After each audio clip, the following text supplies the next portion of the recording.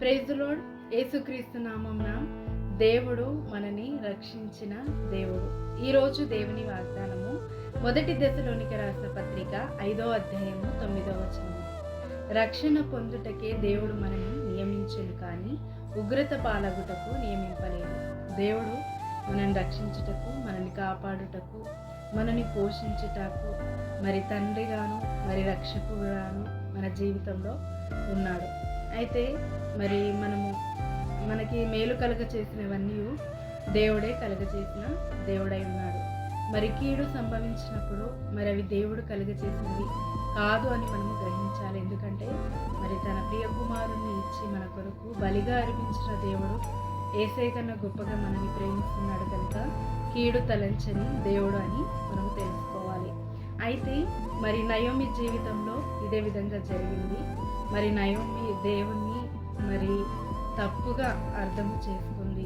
మరి తనకి సంతోషం కలిగినప్పుడు దేవుడు అంటుంది, మరి బాధ కలిగినప్పుడు కూడా దేవుడే దానికి కారణము అని అంటుంది. అయినా కూడా దేవుడు నయోమి జీవితంలో గొప్ప అద్భుతాన్ని చేసి తన కోల్పోయినదంతయు తిరిగి దయచేశాడు. మరి తన భర్తని, 2 కుమారులను తను పోగొట్టుకుంది. కానీ నయోమి కోసము దేవుడు రూతు పైన దయ పుట్టించి మరి దయ కలగజేసి మరి రూతుని మరి నయోమికి తోడుగా ఉండలాగా దేవుడు రూతును ఏర్పరచుకున్నాడు. మరి అదేవిధంగా మరి 8 కుమారులు కలిగే సామర్థ్యాన్ని తిరిగి మళ్ళీ నయోమికి దయచేశాడు.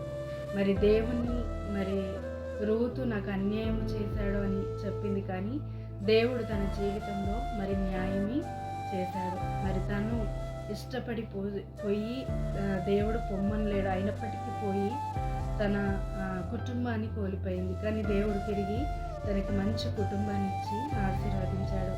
మరి దేవుడు మనకి ఎప్పుడు మేలే చేస్తాడు, కీడు సంభవించడు. అయితే దేవుని ఆశీర్వాదం కూడా మన నుంచి ఎవరు వేరుపరచలేరు, మనము తప్ప. అయితే దేవుడు నిత్యము మనని ప్రేమించు దేవుడై ఉన్నాడు, మనని ఆశీర్వదించు దేవుడై ఉన్నాడు, మనని కాపాడు దేవుడై ఉన్నాడు, మనని పోషించు దేవుడై ఉన్నాడు, మనకి తండ్రిగా ఉన్నాడు, మనకి తలగా ఉన్నాడు, మనకి ప్రతి విషయంలో సహాయం చేసే దేవుడుగా ఉన్నాడు. అయితే ప్రతి దాన్ని బట్టి దేవుడికి కృతజ్ఞతలు చెల్లిస్తే ప్రతిదీ మనకు ఆశీర్వాదకరంగా దేవుడు మార్చునుగాక. ఈ వాగ్దానము, ఈ వాక్యము మనందరి జీవితంలో దేవుడు రక్షించుటకే మనల్ని నియమించాడు కనుక ఎలాంటి కీడు సంభవించకుండా ఈ వాగ్దానము నెరవేర్చబడునుగాక. ప్రార్థించుకుందాం. తండ్రి, యేసుక్రీస్తు నామమున ప్రార్థిస్తున్నాము. తండ్రి, మరి నీవు మాకు రక్షించుటకే మమ్మల్ని నియమించావు కనుక నీ రక్షణని మాకు కలగచేసిన విధానాన్ని బట్టి వందనాలు. మేలులతో, ఆశీర్వాదాలతో మరి దేవా నీ కృపతోని, నీ రక్షణతోని మమ్మల్ని కాపాడుతున్నందుకు వందనాలు. ఇంకా ఎవరికైతే రక్షణ కలగలేదో, మరి ఇంకా ఎవరికైతే ప్రభా నీ ప్రేమ పొందలేరో వారికి నీ రక్షణని దయచేయమని ప్రార్థిస్తున్నాను. ఈ వాగ్దానాన్ని మా జీవితంలో నెరవేర్చి మరి ఇదిగో తండ్రి, నువ్వు మా పట్ల ప్రతిదీ మంచిగానే, మేలుగానే, ఆశీర్వాదకరంగానే చేస్తావని నమ్ముచు సమస్త మహిమ నీవే పొందమని యేసుక్రీస్తు నామమున ప్రార్థిస్తున్నాము తండ్రి. ఆమేన్.